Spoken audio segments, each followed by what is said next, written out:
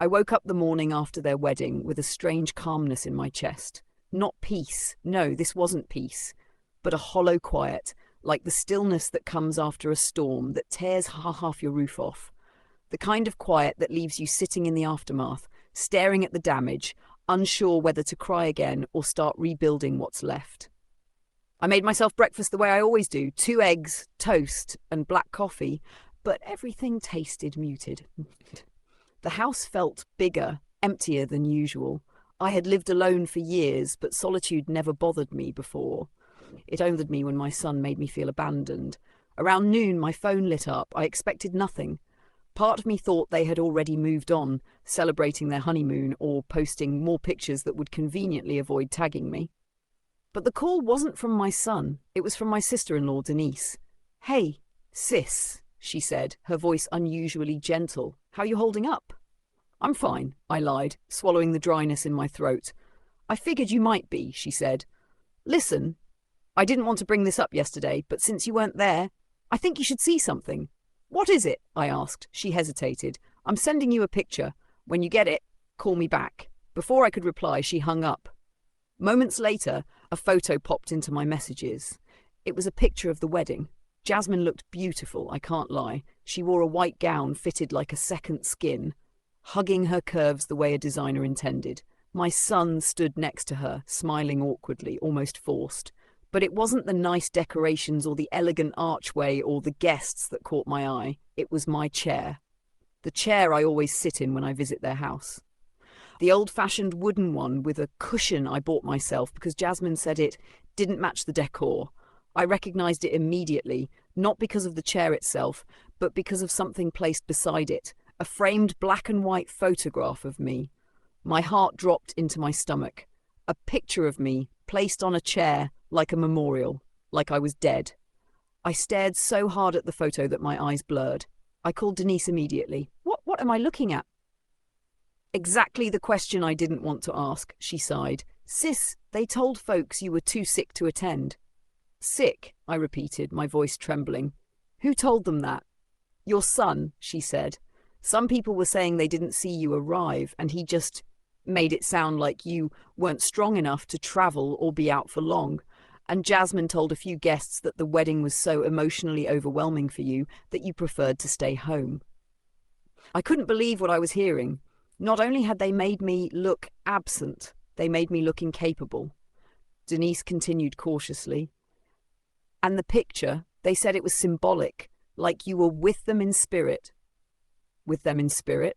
I felt the kind of humiliation that burns you from the inside, as if someone took your dignity and slapped a bow on it to make their cruelty look thoughtful. I gripped the edge of the table. "Thank you for telling me," I whispered. "I'm sorry." She said, "But you needed to know." After we hung up, I sat there in silence for almost an hour. The embarrassment washed over me in slow, painful waves. They had reduced me to a prop, a symbol, an accessory. They didn't even give me the respect of being present in my own son's milestone. No, enough was enough. I got up, put on my coat, and grabbed my keys. If they wanted me in spirit, then they could face me in person. When I pulled into their driveway, I noticed something strange. No cars. The place was quiet. I knocked on the door anyway, but no one answered. I had the spare key. I paid for enough of his mortgage to justify keeping one. So I let myself in. The house looked different. Decorations were gone, counters clean, floors swept. It looked staged like a showroom, too staged. Something was off. I went to the living room first. The chair was gone, the one they used for the symbolic tribute. Every trace of the wedding setup had been cleared. "Hello?" I called out. No answer. I walked toward the kitchen, and that's when I noticed the envelope on the counter. My name written on it, in my son's handwriting. My stomach twisted as I opened it. Inside was a short letter. "Mom, Jasmine and I have decided that moving forward, we need space to build our new life. We've realized that your involvement sometimes causes more stress than help, even though we know you mean well. Please respect our boundaries. We'll reach out when we're ready. Love." Isaac, my hands shook. "Boundaries?" I whispered. "Boundaries? After everything I did? They wanted space from me, the one person who had always been there." I clenched the letter in my fist, and for a moment, just a moment, I almost gave in to despair. until I noticed something else, a stack of bills and documents half hidden under a placemat, a stack with my name on several pages. Leases, loan papers, credit agreements, bank statements, all tied to my son's accounts, all linking me as the guarantor. I grabbed the documents and flipped through them frantically. My heartbeat thudded in my ears. I hadn't signed half of these. Some pages looked forged or traced. My son had taken out loans with my name on them, tens of thousands of dollars, and they'd been trying very hard to keep me away from anything wedding related because they didn't want me to see the bills. The wedding wasn't small, it was expensive, lavish, costly enough to force them to commit fraud. Fraud using my name. My head spun. I leaned on the counter, inhaling sharply, trying not to fall, and then I heard the door open behind me. I turned. Isaac and Jasmine walked in, holding takeout bags, laughing about something, until they saw me. Jasmine froze. Isaac dropped the food. "Mom," he said, his face flushing instantly. "What are you doing here?" I lifted the stack of documents high enough for both of them to see. "What is this?" He went pale. Jasmine's jaw tightened. I stepped forward, trembling with anger. "You forged my signature? You used my name to take out loans? For what? For that wedding I wasn't good enough to attend." "Mom, calm down," Isaac started. "Calm down?" I barked. "Are you out of your mind? I could go to prison for this." Jasmine stepped forward with an icy glare. "You weren't supposed to see those. That sentence alone made my blood boil." "Are you listening to yourself?" I snapped. "Do you have any idea what you've done?" Isaac rubbed his forehead, avoiding my eyes. "Mom, we were under pressure. Weddings are expensive and you always help us." "Help you?" I hissed. "That's not help, that's theft. Fraud." He flinched. Jasmine crossed her arms. "Look, you're overreacting. Families support each other." "Support," I repeated. "Is that what you call this? You didn't even invite me to the wedding. You lied about me being sick. You put my picture on a chair like I'm dead. And now this?" My voice cracked. "You think I'm stupid? You think I wouldn't find out?" Isaac took a step toward me. "Mom, please, we can fix this. Just relax." "No," I said softly. "I'm done relaxing." I grabbed my purse, tucked the documents inside, and moved toward the door. Isaac followed me. "Where are you going?" "To protect myself," I said calmly. "To talk to a lawyer and to make sure you don't drag me down with you." Jasmine scoffed. "Wow, so now you want to ruin our lives?" I turned to her slowly. "You ruined your own." And with that, I left. When I got home, I sat in my car for a long moment, staring at the steering wheel. My breathing was uneven, my pulse wild, but I didn't cry. Something had shifted in me. A place that was once soft had hardened. No more giving, no more being used, no more suffering silently. I would protect myself now. And whether my son wanted to call it boundaries, betrayal, or bitterness, I didn't care anymore. Because what they did was unforgivable. But life has a way of balancing itself eventually. And deep down, I felt it. Justice was coming, and when it came, it would not be gentle. When I woke up the next morning, for the first time in a long time, I didn't feel weighed down. My body was tired, yes, but my spirit felt awake. Something inside me, something that had been silent for years, was finally speaking again. My son and his wife thought they could carve me out of their lives and leave me to rot in the shadows like an old, forgotten piece of furniture. They thought I would crumble. They thought I would sit quietly and let their lies and greed swallow me whole. But they forgot who I am. I built myself from the ground up. I survived poverty. I survived heartbreak. I survived abandonment. I survived life's sharpest claws. I wasn't about to let my own child, my own flesh and blood, drag me into ruin. I drove to my attorney's office, not the family lawyer. No, I needed someone sharp, someone aggressive, someone who didn't fold under pressure. I chose a lawyer named Miss Parker.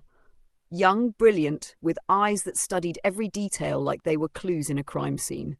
When I laid out the documents, she didn't interrupt. She flipped through the forged signatures, the unauthorized loans, the credit inquiries under my name, the fine print that tied everything back to my son. When she finished, she set the papers down and looked at me. "Ma'am," she said slowly, "do you understand how serious this is?" "Yes," I said. "That's why I'm here." She nodded. "He could be charged with identity theft, fraud, forgery, and depending on the amount, this could be a felony." I swallowed. Hearing it out loud made it feel heavier. "Do I have options?" I asked. Miss Parker leaned back in her chair, tapping her pen on the table. You have the right to press charges. You also have the option to freeze your credit, reclaim control of your accounts, and legally restrict them from accessing anything belonging to you. You can also revoke power of attorney if they ever had it. They never had power of attorney, I said quickly. Thank God. Good, she replied. But they had access, and that's dangerous. I stared at the documents on her desk, trembling just a little. Do you want to pursue legal action? She asked gently. For a long moment, I didn't speak. I thought about my son as a baby, curled on my chest. I thought about all the nights I stayed up with him when he had fevers. I thought about the sacrifices I made so he could grow into a man I believed would never betray me. Then I thought about how they left me out of his wedding, lied about me, used me, put my picture on a chair like I was buried 6 feet under. Yes, I said finally, but I don't want him arrested, not yet. I want to protect myself, and I want them cut off from every access point they've been leeching off for years. Miss Parker nodded. We can do that. We filled out paperwork, filed forms. She placed fraud alerts on my accounts, froze my credit, initiated disputes on the loans. I signed every document with a hand that grew steadier with each stroke. Before I left, she said, if they contact you, do not answer. Let me handle everything. I agreed, thanked her, and left. But they did contact me, not right away, not even the next day, 3 days later. Early morning while I was making oatmeal, my phone lit up. Not a call, a message. From my son. Mom, we need to talk. Call me back. I stared at the screen. My heart didn't soften. Not anymore. Another message came seconds later. Please. I set the phone down. Let it vibrate. Let the desperation grow.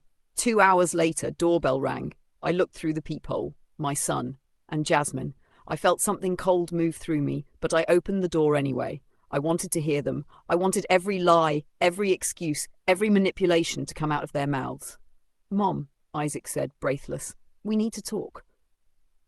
I stepped aside wordlessly and let them in. Jasmine was already angry the moment she crossed the threshold. Why did you go through our things? She demanded. Because you hid stolen documents in your kitchen, I said calmly. She scoffed. You're unbelievable, I turned to my son. Get to the point. He swallowed hard. Mom, my accounts are frozen. I can't access anything. Jasmine can't. Our cards aren't working. We were at the grocery store and I raised one eyebrow. And what? They declined, he said softly. It was embarrassing. Oh, I said, embarrassing? Like putting my picture on a chair at your wedding and telling everyone I was too sick to show up? Jasmine flinched but held her chin high. Isaac looked down. Mom, we made mistakes, okay? But you didn't have to go this far. I didn't do anything, I said. The bank did. Legally. Jasmine's voice rose. You ruined our finances. No, I replied. You ruined your own. She let out a frustrated groan. This is insane. You're acting like we're criminals. I looked directly into her eyes. You forged my signature. My voice was low, steady, dangerous. That makes you criminals. Jasmine opened her mouth to speak, but I held up a hand. Sit, I said. Surprisingly, they both did. Maybe they felt the shift of power in the room. Maybe they realized the version of me they used to manipulate was no longer present. I'm going to say this once, I began. I'm done funding your life, done paying your bills, done cleaning up your messes. Mom, Isaac started. No. I held up a finger. You're going to listen. They fell silent. I continued. You got married without me. You lied about me. You humiliated me. And then you committed fraud and expected me to roll over and help you pay for the mess. Isaac rubbed his forehead. We just needed help. You could have asked, I snapped. We were afraid you'd say no, Jasmine muttered. I turned to her slowly. You were afraid I'd say no, so you stole from me? Stole, she scoffed. We're family. No, I said quietly. Family doesn't do what you did. Dead silence. Isaac's voice broke. Mom, we're struggling. We're drowning. Between the wedding, the loans, we need help. And I needed respect, I replied. But I didn't get it. Jasmine crossed her arms. So what? You're just going to leave us to suffer?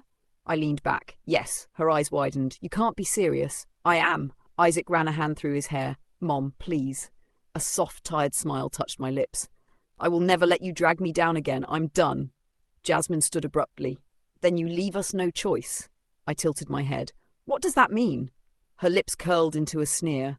We'll sue you for emotional distress, for interfering in our marriage, for financial manipulation. I burst out laughing. A deep, genuine belly laugh. You'll Sue me? I repeated, wiping a tear from the corner of my eye. For cutting you off? Jasmine blinked. It's possible. I leaned in slightly. You want to involve lawyers? Good, mine is already involved. Her face blanched. Isaac's eyes widened. Mom, what did you do? Everything necessary to protect myself, I said. And don't worry, no arrests, not yet. But one more step in the wrong direction, and the authorities will receive copies of every document you forged. Jasmine's voice wavered. You wouldn't. Try me, I said calmly. For the first time since they arrived, they both looked truly scared. Isaac whispered, Mom, we're sorry. I stared at him, really stared at him. This was my son, the child I raised, the man I believed would never hurt me. And yet, here we were. I hope you are, I said quietly. But sorry doesn't erase what you did. Jasmine grabbed her purse. Let's go, she muttered to Isaac. He hesitated, looked at me one more time, eyes full of guilt and fear. But I said nothing. They left without another word. As soon as the door closed, I felt something shift in my chest. Relief. A weight lifting, a reclaiming of myself. But their downfall, their true downfall, had only just begun, because the consequences of their actions were already creeping up behind them and they didn't even know it yet. 3 days later, Jasmine's employer contacted me, then the bank, then the wedding venue, then the credit bureau. Piece by piece, everything they tried to hide began to unravel, their lies, their debts, their fraud, their marriage, and soon, very soon, they would hit rock bottom. But me, for the first time in my life, I was finally rising. To my dear viewers, thank you for being with me through this journey. Part 4 is where everything comes full circle. The justice, the ending, and the peace I found afterward. Warm regards, always.